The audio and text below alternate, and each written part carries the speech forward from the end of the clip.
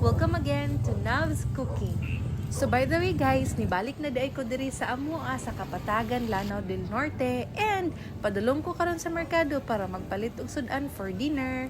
Akong recipe karon kay spicy pork humba.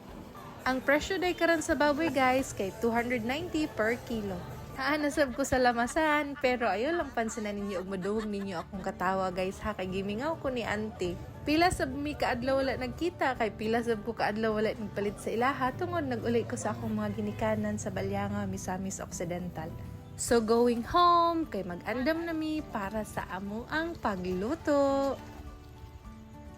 Kinahanglan jud guys nga hugasan og ayo ang ato ang karne and after ni ana ako asyang gi-slice og ginagmay. Paghuman gibutangan og asin og paminta para timplado siya daan guys. Adisir na ko siya adobohon.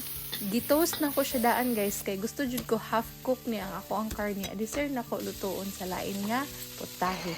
Naaday sab koy cute kay diri nga grinder para sa akong meat o sahay sab sa amo ang lamas.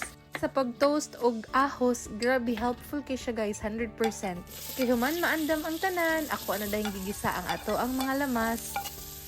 So gilunod na dayon nako ang karne, gitimplahan og oyster sauce, gibutangan og Sprite and water gamay para mas mo tenderize pa ang ato ang karne.